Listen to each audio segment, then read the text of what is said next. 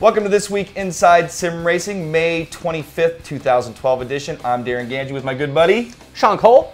And This Week Inside Sim Racing is sponsored by iRacing.com, where you can get 3 months for the price of one by just going to our website and clicking on any of the iRacing banners you see. InsideSimRacing.tv, by the way.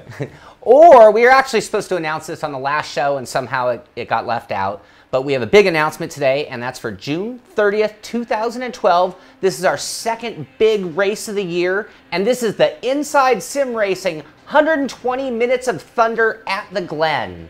The race is going to be 2 hours, and it's a multi-class event, and I'm getting extremely excited about this event, and I'm really hoping that Darren and I actually get to run in it this time. Yeah, we didn't get to run in the Michigan event because we ended up working the booth and working the admin side of things, and most likely we're going to do it again at the Glen just to make sure things go off without a hitch. But maybe one of us, we were talking about doing like a one of us races and the other one reports and doing an in-car reporter type thing. So I don't know, maybe we'll do something like that. But we want you guys to come out and join us and take part in this. Riley and the caddy. And we have a special deal so that if you're new to iRacing or aren't in it yet, you can use this deal and get that Riley for free, as well as the Glen for $15. Well, that's a 3-month subscription, plus the Riley, plus the Glen for $15. All you have to do... And the caddy, because it's already included in the base package of iRacing, so... And that's the combination for this race. But that special promo code is PR-ISR Watkins, Watkins. And again, you'll also get the 3 months for that. And again, the Cadillac's free. And to sign up, go to our website, click on the banner. We're going to have a banner set up just for this event. And it's going to take you to our special event sign-up page so you can be part of this next one. We already started practicing and we hosted a server last night, as a matter of fact, just to check and get warmed up and see how the combo worked. And it seems like it's going to be a great combo. Good spacing between the two cars, but not too good, not too much spacing to where those Cadillacs are getting lapped. Right. And or holding up the Rileys big time. So it should be a good balance of some mixed class racing. Great combo. So far, I'm running the Cadillac. And I want to be in the Riley if we're racing. So a few prizes already on board, or companies on board with prizes. iRacing talked to Logitech, and they're giving us a G27 to put up as a prize. Tamiya's going to put up a prize yet to be announced. We're not sure what that's going to be yet. And Derek Speare Designs is going to put up a Track Boss button box. Very cool. So got that on board, and I'm sure we're going to have more prizes to announce soon. But big thing is just come out and join us to race, man. It was a lot of fun last time. And that top split's going to be broadcast again as well. And maybe we'll be able to dip into some of the other splits like we did last time. So stay tuned for that. And again, June 30th, it's going to be the official date. We're also going to run later in the day to hopefully get some Aussies involved. So we're going to do 6 o'clock Eastern time, which is like, I think 2200 GMT or so. It's definitely later in the day. So hopefully get some of our Aussie buddies, people from that region in. Hopefully it's a good enough time zone for everybody to hopefully get involved. I know it's going to be late for the Europeans, but it is smack dab in the middle of the weekend, so that should help. So join us. Hopefully we'll see you there. First up on the show is, this is a video that was sent to us. This guy sent us his setup. And he created these setups originally for himself. And it's basically a motion simulator of sorts. And definitely a unique design. I've never seen something like this. We've done some with an extra degree of freedom. Right. But this is definitely a unique way of doing it. Absolutely. And the way he set this up, it's using Frex motion actuators in a buggy chassis. And the guy's name is Edu, and he's from Spain, and pretty interesting, isn't it? It's very interesting, and he's got this on video, and if you check out some of his other videos, he's converted a Pontiac Trans Am into a PC sim. He's done some other stuff as well, and what's really interesting about this one is how he's got the rear end set up to slide with a third actuator. So yeah, on that buggy chassis, and it's definitely unique. I mean, like we were saying earlier, like I said earlier, we haven't seen anything like that exactly. Not sure it's going to be quick enough, right? Because man, when you're especially like the Indy cars we got running behind us, when that rear end snaps, I mean, it's quick and it comes back quick. So it's definitely a cool concept. It goes this way by the time you're going that way, and who knows? It's still over that way. Yeah. So I just think because of gravity and just the design and stuff, that motion is not going to be completely accurate, but definitely adds an extra sensation to it. My thing when I've experienced yaw is that it's a one-time sensation. You can't keep feeding yaw. It just kind of goes one direction, and until you bring it back, that's it. This all started as a hobby for a dude, but now he's selling them for 7,000 euros with the rear loss control system plus shipping from Spain. To check it out for yourself, you can go to rallysimulators.com, and he's got some information there. Check out the videos. Yeah, and he's got like full custom setup, so I think he can do stuff like that. Trans Am. I think he's got a dash, that you can see in this video here too. We're gonna have a link to the actual full video in our description, so you can watch the whole thing. But definitely interesting. Very interesting. Next up, Derek Speare, our good buddy, mentioned him. He's gonna give us a track boss for our next race. He sent us some gifts, and this is one of them, and it's the Pro Sequential Shifter. Didn't this come on our birthday? Not that one. Our birthday was a couple days ago. Speaking of which, we haven't mentioned this ever on the show. Me and this guy share the same birthday, literally the same exact day, year, 20 minutes apart. 20 minutes of each other. If anybody's ever seen that old movie Twins with Arnold Schwarzenegger and Danny DeVito? Which one am I? Never mind. Yeah. So anyway, yeah, we were born on the same day, which is kind of a trip, and we honestly didn't even know. We knew each other for over a year, and I'm like, hey man, my birthday's coming up. I'm going to such and such. He's like, my birthday's anyway. So we got some cool stuff from Derek Speare, and that one didn't actually. What came on our birthday? Oh, that's right. That's right. Was this, and we'll talk about that later. But right now we're going to talk about dropping it there. Right now we're going to talk about the Pro Sequential Shifter. The bent. This is the Bent Rod GT version, actually. And a little bit about it. It measures about 8 inches in height, and the case is made from aluminum alloy. Its dimensions are 4.7 inches by 2.1 inches by 4 inches. And the shaft is all steel, and it's actually threaded to accept 1/2 inch by 13 threads per inch threading, so it'll work with any kind of shifter knob, any knob you can get. Standard knobs will fit onto it. Any that has that shift or that thread pattern. Exactly. And the internal action is actually handled by a 44-pound spring. And that thing's hard to shift when you're actually holding it in your hands. It's got so much tension. Yeah, and then there's something like a 3/8 actile. I don't even know what that is. Somewhere in there, that's inside of this. And beyond that, the mechanism is made from 3/8 actile. Maybe that's a type of metal. Unobtainium of some sort, I think. Unobtainium. Unobtainium, and it is USB plug and play. That's right. This is the Bent Rod GT version for $179.95. It also has the GT knob. So if you get the standard GT version, which is just the straight up stick with the GT knob, that's $159.75. And then the stubby knob version, which is the straight up with the stubby knob, goes for $139.75. Shipping is $10.95 in the US, and international $16.95. So not bad for shipping. Honestly, this is one of the most affordable sequentials we've checked out. Yeah, and it's pretty beefy and substantial for being inexpensive or relatively. This thing is very beefy. Derek also has a Econo Sport sequential shifter that we don't have here. That's about half the price. Actually, it's $79.95, I believe. But it also has 6 buttons. You're right. Which is kind of cool. Yeah. So let's talk. You've been using this mainly. This has been on Sean's rig. I took it. I'm kind of bummed now. What do you think so far? I really, really am enjoying this shifter. There are a few things that I really like about it. Number one, obviously how beefy it is. The other thing I like, and we already talked about that 44-pound spring. This thing, you got to jump on it, and you can hit it. You can slam it. Yeah, so I've been using it for over a week now. I've yet to miss a shift. So. And you're actually racing with it. Yeah. You're racing online with it. And here's the thing, too, and the reason I'm saying that. We've been pretty much just paddle shifting on everything we drive, except for NASCAR sometimes, or oval stuff, I'll use the shifter because it's only 4 gears and you rarely have to downshift. But we've been using the paddles for pretty much everything. And this is the first time you've actually raced with a sequential probably in a long time. I've actually switched to completely racing, not just driving, but racing with it. And I'll tell you why. I've been driving the Cadillac and iRacing a ton lately. And I have a tendency to downshift too fast. When I used to go-kart, I used to do this too. When you downshift too fast, the rear end kind of locks up, skips, hops in the air, and you lose traction, get sideways, it's a mess. And a lot of that for me is a result of downshifting too fast. And with paddles, I'm bam, bam, bam. This actually slowed me down. It's given me the timing and cadence that I actually needed for the way I drive. And now I'm like, bam, and I'm like giving the car the time to get through each gear on the downshifts more than anything. That's where it's saving me. Now let's talk about the BAM and the mounting. what did we have to do, or what did you have to do to secure this thing? Now, we've got, Sean's rig's over here now, mine's back here.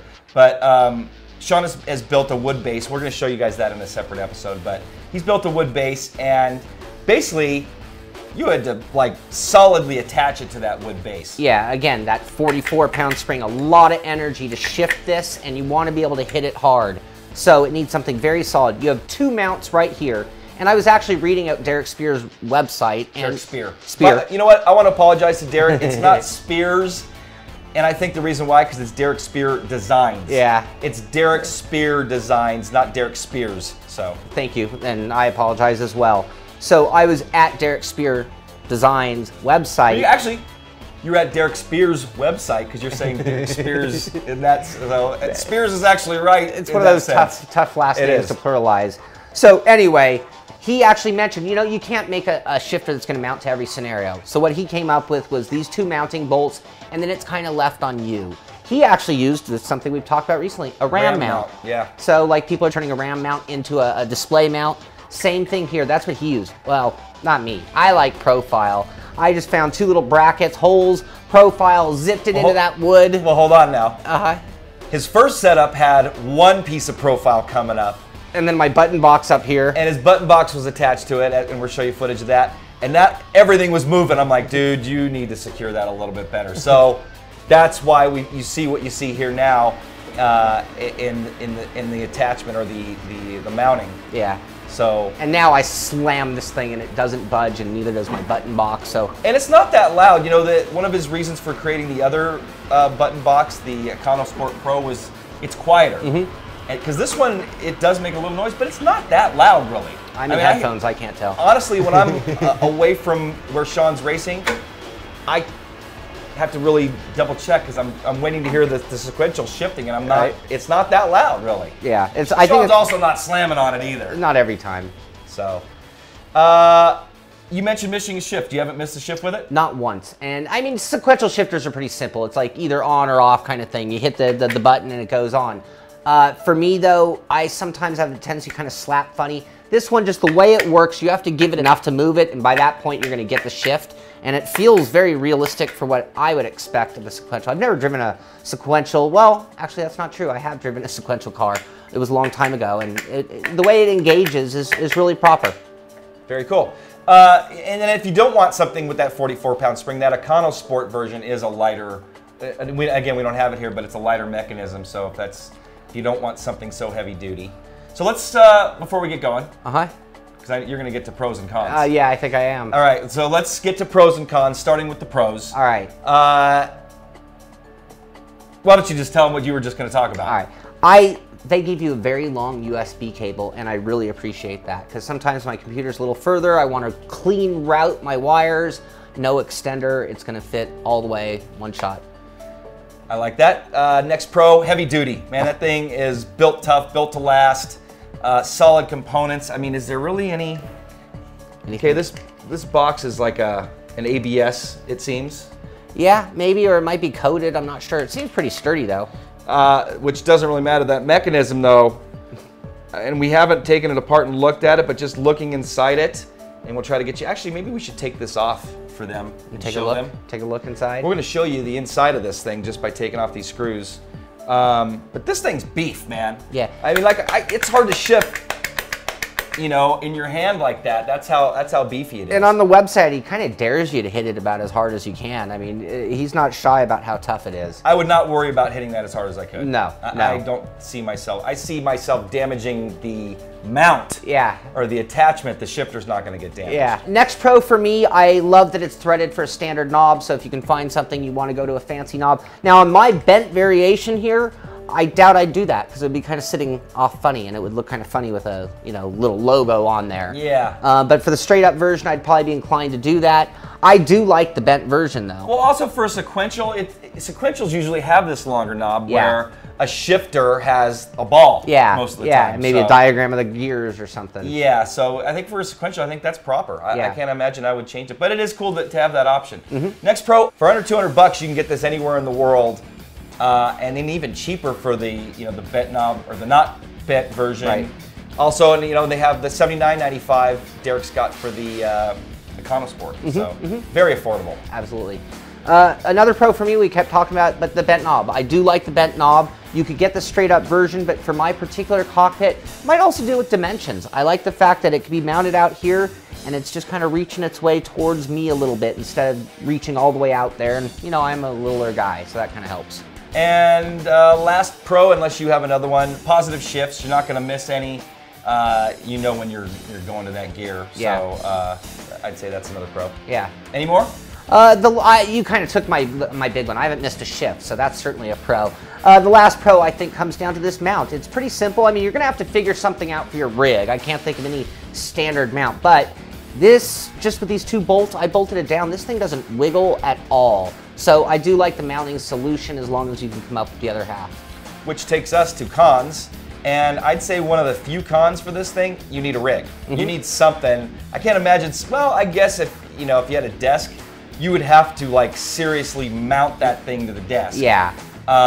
So that's a con. There's no, simple solution to somebody without a rig. So, you wanted a solid sequential shifter like that, you're going to need something to attach it to. Any other cons you can think of? No, not really. I mean, I got one more. Okay. There's no adjustable tension, so it's hard or not. Yeah. Yeah, I guess some people would like to lighten it up, or for me, it was perfect, so it kind of didn't even occur to me. So I'll accept it as a con, but for me, it was a non-factor. Final thoughts? Final thoughts. Sequential shift. Whoa. I'm sorry. What? I pushed you to final thoughts. Rev scale. Rev scale. Rev scale. Why don't you rev scale? You've been driving with it, because I agree with your score, or our score. This is easy for me. This is a 10 out of a 10. You couldn't do much better in design and function and the whole works in doing Price, a sequential shifter. Shipping. Yeah. I agree. And so, but options too, man. He's got 4 different options from $79.95 up to $179.95. Yeah. So, man. I'd like the Super Pro version that got me the 6 buttons on this one instead of just on the Econo. Well, Sean, Mr. Button Box Builder, we were talking about it yesterday. We're thinking about drilling into this thing. Yeah, I think it's capable of doing it. And maybe mounting some buttons to it because we have a feeling that the board will support 6 buttons. Yeah, Windows thinks it can. Yeah. So, well, that means it probably can. Yeah. Again, we're going to have this coming up on the show soon. This is a adapter for the T500. So you can pretty much, with this bolt pattern, you can attach any wheel to it. And we've got this, wasn't this in your 240Z? Yeah, it was like a 1970s Momo. So this was in Sean's 240Z originally, and we took it out, or he took it out, or there's another wheel in there, but it was sitting in our garage, and I wanted to put it on the T500. So this is going to be for like some old school driving. Retro. Exactly. I'm not going to do anything serious. Actually, we drove it with some NASCAR, and it was a trip. Anyway, we'll tell you about it on our next This Week Inside Sim Racing, which will be early in June. But Derek's our buddy. Thanks, Derek. Check him out at DerekSpeareDesigns.com.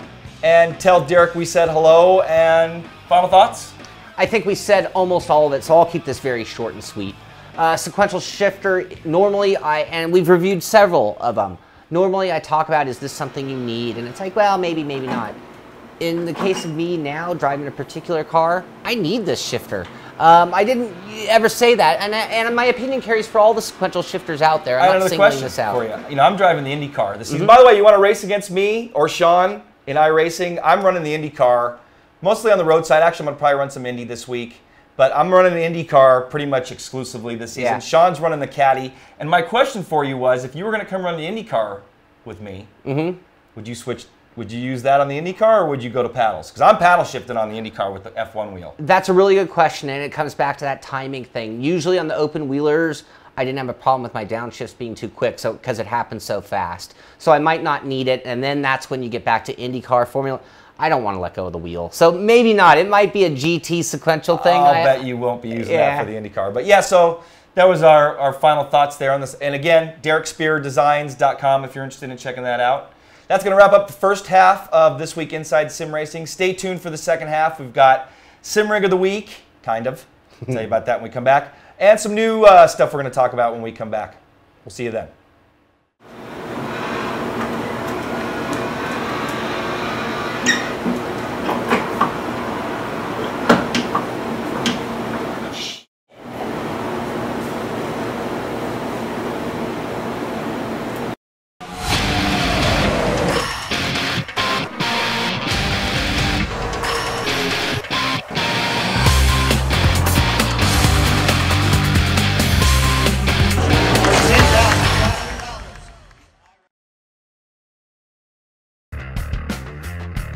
Does a real race car have a center post? Of course not, and neither should your race rig. The R-Seat Evo V3 with its unique design has no center post.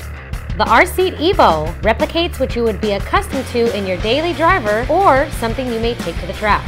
It can accommodate drivers from 4'11" up to over 6'6" tall and is pre-drilled for all of the major wheel manufacturers on the market today. When it comes to performance, look no further than the R-Seat Evo V3. Check out the R-Seat Evo and other sim racing equipment by heading to www.rseat.net.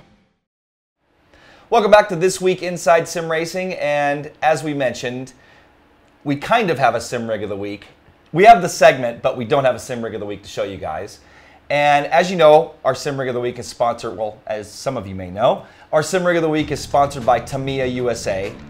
And Tamiya wanted to give away some models in RC cars, so we obliged them, and we're going to give away an RC, or Tamiya's going to give away a Nissan 370Z RC car kit. Yeah.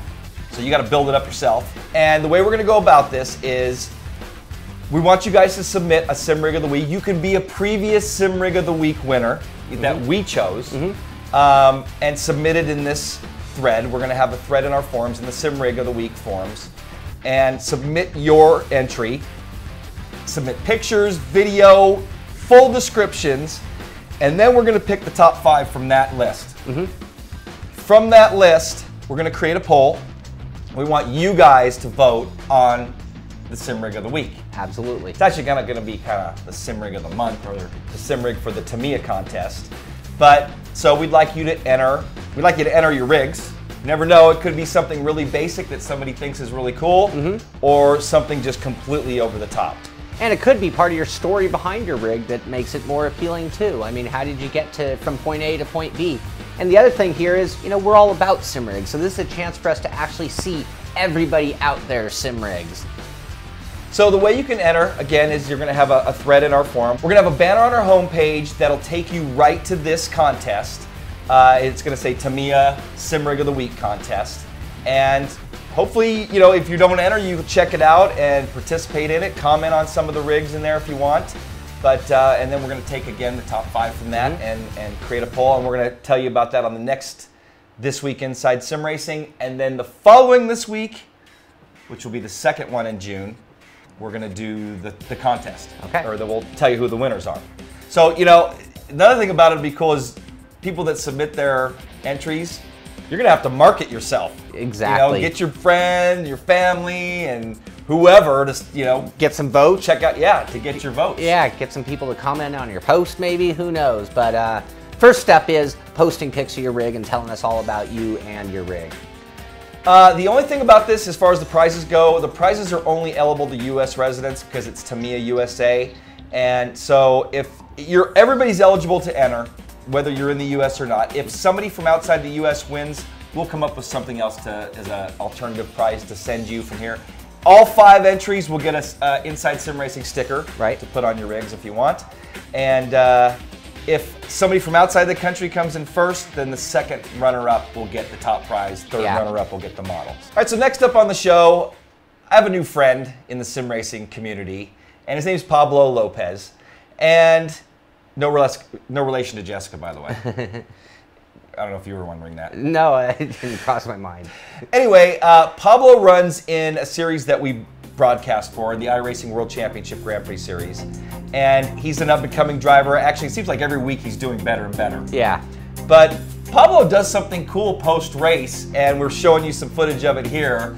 And he basically chronicles or videos his races, then puts up multiple cameras, and it's pretty cool. So some of you out there might have already seen some of the videos that Pablo makes after his races, and his latest one is a little different, highly unusual. He actually went a whole nother level, and he took your and Chris Hall's commentary from the race and added it to the video that he normally already does. We're on board with Pablo Lopez here as he's he's right behind Ilka Happel, I believe. Pablo was the top qualifier in the second grid. We had 2 grids actually of qualifying today. Yeah, and we talked about him a lot in that last race. And matter of fact, Chris came up with a new name for him, which I love. Pablo GoPro Lopez, because it's obvious he's got a GoPro. If you watch some of his older videos, he actually GoPro'd right from his head. So you saw all triple screens, which was a really cool angle to see it from. But I personally find him really entertaining. Yeah. And it's cool to see his react. One of my favorite parts of this last one, we'll have the link to the entire video, is you can see Pablo's relief as he comes into pits. Yeah. He is in a tense battle with Andre Bocher, and he comes down pit lane. He actually just passes Andre, comes down pit lane, and you can just see as soon as he hits the rev limiter, he's like, okay. It's like calm came over him. He went from intensity to calm, and it was just that blink of an eye that he could on pit lane. And then right back to intensity. This actually gives you a view that I've always wanted to see of the sim race car driver right up there. But anyway. Especially at that level. Yeah. I mean, we have not raced at that level. I mean, No. honestly, we've raced close to it before iRacing with a lot of these guys. I mean, we've raced against Gregor and Dom and Ilka, and a lot of these guys, they were always just handing us a lap, usually after about 10. But anyway, you know, it's great to see that level of competition and through the eyes of Pablo. So I love him. I'm always gonna be checking those out. So if you haven't seen it and you want to check out that video, we're gonna have a link in our description here so you can see it for yourself and kind of see what we're raving about here. That's right. Next up on the show, if you haven't been to our site, you might want to check it out. We'd appreciate it if you did. But we've always got a poll going on our front page, and we've never really discussed it here on the show. We've always just had them there, kind of running in the background, and we don't really do anything to promote them or talk about them. But we decided that it'd be kind of cool to talk about the results of some of these polls and try to get more of you involved. And one that we had running for a little over a month was, what wheel do you use to sim race with? Right. And tons of choices: Logitech, Fanatic, Thrustmaster, Other, Frex, and ECCI we use. So gave tons of options. 591 total votes. That's a lot of votes. It is a lot of votes, and especially for us not really promoted it, we kind of had it buried on the middle of our front page. So, Sean, who is or which company is the wheel that is used most by sim racers? Well, I don't think at least based on our poll, which I think is a good number. Well, and you look at the diversity of our crowd. I mean, we have a very big Xbox community or Forza community. We have a very big iRacing community, R-Factor. All the communities are well represented here on our show. So that 591 votes is a great poll or pool. And in this case, I don't think it's a surprise, but the Logitech G25 or G27 is clearly the most used wheel out there. But I think the number's a little less than it would have been a couple years ago, and it actually got 36% of the votes. Yeah, 214 total votes. Second was Fanatic Standard, which CSR, 911, all of those would go into that category, and they had 115 votes, 19%. Next up, Thrustmaster T500, 65 votes. Wow. That's pretty cool for a high-end wheel or a higher end or mid-range. Yeah. 11% of the votes. Beyond that, we did separate the Logitech Driving Force GT, so you had the sort of inexpensive Logitech option. That one also got 11% of the votes with 63, so they were very close there. Followed by Fanatic Elite, 48 votes. Other got 33 votes. Logitech Driving Force Pro or older, 22 votes. 4% of people out there still using that wheel. We had the Thrustmaster F430 wheel getting 11 votes or 2%. And last but not least, the Thrustmaster RGT got a total of 5 votes, 1% of the votes. Yeah. So a few people are still using that wheel with the clutch. So that was a decent wheel. We reviewed it here on the show. I think it would be really interesting to see this vote taken once a year. So next year, how those numbers have changed, or if we could have had last year, I think they would have been drastically different. Yep. Our next poll of the month, which we'd like you to participate in, we're going to keep this one active as well. So if you want to add to that, go to our homepage, go to the poll, and there's a drop-down box. So you can select each poll or each one of the polls and vote on either one. You got to log into our site, which gets you into the forums, or the ability to vote on the polls, comment on videos there. Our next poll is, what do you use to sim race? So are you a PC racer, PS3, Xbox 360? And so far, PC's leading the way. And we got about 50 votes so far. So come and join in on that topic, and let's see what you guys all race with. Okay, next up on the show, we got a new section. I think we kind of created this because we were a little jealous of John Hill's rear view mirror. That's exactly why. John got to come on the show and basically say whatever he wanted to say about what's going on in his sim racing life. And off and on, we've given our opinions on this and that. And I mean, if you guys know me in the forums, I'm very opinionated. As a matter of fact, I know that I have a few enemies out there from my being vocal, but whatever. I try to keep my opinions to myself. Yeah, Sean doesn't go on any forums. But anyway, what we wanted to do here is we're going to pick 4 subjects, 2 each, and we get a minute each to talk about them. We're going to talk, when it's my subject, I'll bring up the subject, and then Sean and I will talk about it. 1 minute only. Sean's got a timer, and we also want you guys to join in on this discussion. We're going to have a topic, a thread for each one of these topics in our forum, and we want your opinions on them too. Whether you agree with us, disagree, have a different angle, have a completely different angle or take, we want to hear from you guys, and we want to, keep the conversation going. And if it's good, maybe we'll talk about it on the next show. But and let us know. We're going to have another thread just about this segment. Yeah. We want to know if you guys like it or not. So. And like you said, a lot of this stemmed from jealousy of John being able to do that on his part. Also, this is the kind of stuff that we're talking about on a daily basis. And maybe it doesn't go out on the show all the time as conversation. And, we really value everybody out there's opinion on these topics. And, that's how we get our opinion. It's a community thing. So exactly. Anyway, you want to get things going? Yeah, and just so you know about the minute thing, the reason why we're giving ourselves only a minute, because if we didn't, this show would be 2 hours long. The rest of this show would be 15, 20 minutes per subject because we could just go on talking about it. Start taking callers. Yeah, exactly. That would be kind of cool. Yeah. Especially this next topic, which is going to be our first one. Start the timer. Ready, Sean? Oh, Sean's phone turned off. Hold on. Ready? Yeah. Go ahead. First topic is going to be, are you a sim driver or a sim racer? And whether you're either, that's fine. But there's really a distinction between the two. I mean, there's guys out there that just want to drive any car or any track in the world. But then there's guys that want to race. And Sean, what do you consider yourself? I'm both. I favor being a sim racer. What percentage do you think? 70, 75% maybe. Sim racer, 25% driver. Sim driver? Yeah, and I'd probably put myself in that same range. And, it's... For me, I prefer to race. And there's guys that are probably on the 75% sim race side. Don't worry about the time. It'll tell us when. There's 75% on the sim drive side. And, I think on the consoles, those are more of the sim driving titles. Gran Turismo, Forza. iRacing is sim racing. And then, there's titles that are even on the... Am I done? Yep. Okay. So, my minute's up. And... more on that subject in our forums? We'll have a thread specific to that topic for you to get in Sim driver or sim racer? Yeah. Okay, Sean, so... I'm going to start my timer. My first topic is something, there's been a trend. I was going to say it's the latest trend, but it's been going on for a while, and that's playable demos. These things that you can either buy early or just download early and play. And my big question, I think R Factor 2 is doing that. Auto Club Revolution did that.